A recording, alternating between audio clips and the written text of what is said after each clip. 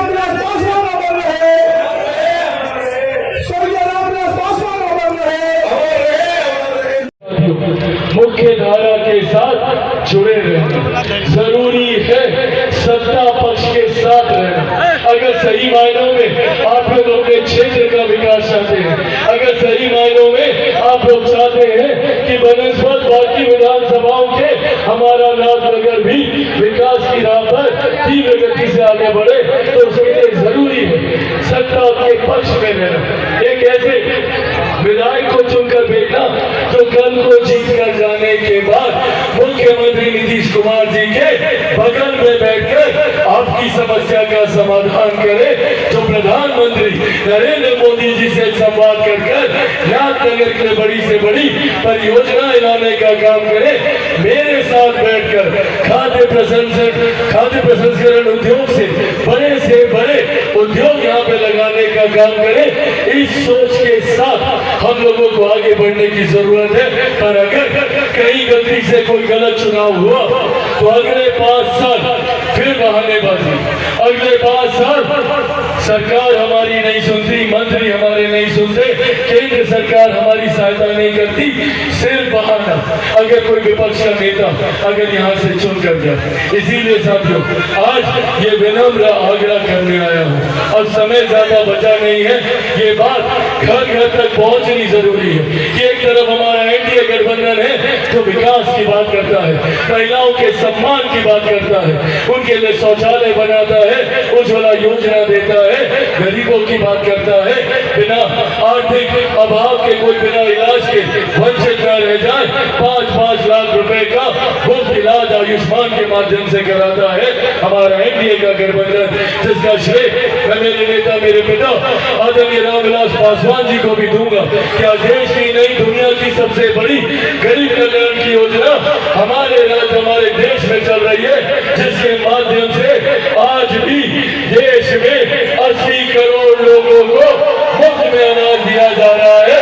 ये देश हमारी केंद्र सरकार हमारे प्रधानमंत्री की है।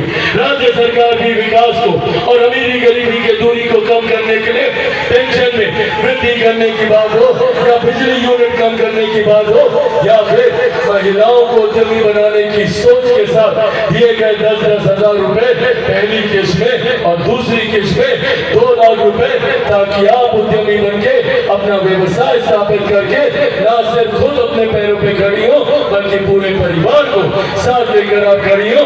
इस सोच के साथ हमारा गठबंधन काम कर रहा है। वहीं दूसरी तरफ महागठबंधन जो एक दूसरे के ही सर फुटबॉल में लगे, जो लगे हुए हैं भैया कि कैसे एक दूसरे को नीचा दिखाए, जो एक दूसरे का सम्मान नहीं करते, वो कल को जीत के आने के बाद आपका और मेरा क्या सम्मान करेंगे, पूछेगा इन महागठबंधन के नेताओं से। वहीं दूसरी तरफ इन लोगों ने राजद जैसी पार्टियों ने हम बिहारियों को जात पात मजहब में बांटने का काम किया, सीने पे तमगे की तरह MY समीकरण लेकर चलते हैं। क्या है भैया इनका MY समीकरण? M में सांप्रदायिकता में हम लोग को बांटना। और क्या किया इन लोगों ने M के लिए? कुछ नहीं। जितने मुसलमान भाई हैं आज भी इन लोगों ने 15 साल तक शासन किया, उनका वोट लिया और उनको सिर्फ वोट बैंक बना के रखा। वहीं दूसरी तरफ इनके भाई में लाभ मिला तो सिर्फ एक परिवार को, अगर मुख्यमंत्री बनेंगे तो खुद, उसके बाद जेल जाएंगे तो अर्धांगिनी उनकी बनेंगी मुख्यमंत्री, अगली पीढ़ी में उनका बेटा बनेगा मुख्यमंत्री का दावेदार, उनकी बेटी बनेगी सांसद। सिर्फ एक परिवार को यादवों में लाभ मिले और किसी दूसरे गरीब यादव को लाभ न मिले, ये सोच महागठबंधन के नेताओं की लगे कि बहुत ज्यादा समय आप लोगों के बीच दे नहीं पा रहा हूं।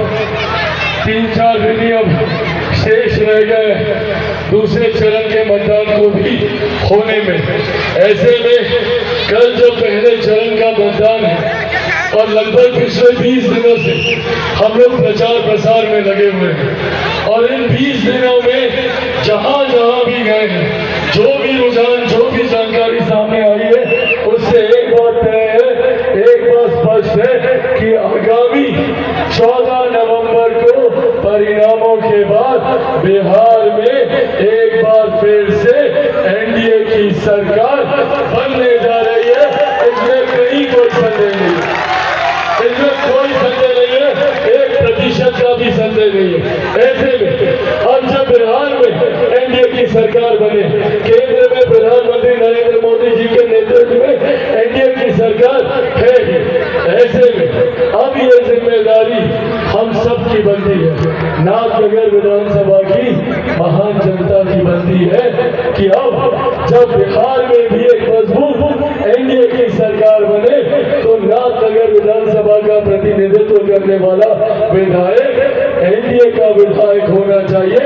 लोक जनशक्ति पार्टी रामविलास का विधायक होना चाहिए। विधायक के रूप में मेरे भाई मिथुन कुमार जी यहाँ से होने चाहिए, मिथुन यादव यहाँ से विधायक होने चाहिए। और ये जिम्मेदारी आप सब भारतीय जनता पार्टी, जनता दल यूनाइटेड, लोक जनशक्ति पार्टी रामविलास, हिंदुस्तानी आवाम मोर्चा, राष्ट्रीय लोक मोर्चा के तमाम वरिष्ठ नेतागण मौजूद यहाँ पे, गठबंधन के तमाम हमारे जिला अध्यक्ष, प्रखंड पंचायतों से आए हुए तमाम वरिष्ठ पदाधिकारी साथी, गठबंधन के तमाम मजबूत कार्यकर्ता साथी, प्रेस मीडिया के तमाम पत्रकार साथी, आदरणीय बुजुर्गों, माताओं बहनों, मेरे तमाम नौजवान युवा साथियों, एक बार फिर से आप सबका बहुत बहुत धन्यवाद। जय हिंद, जय बिहार।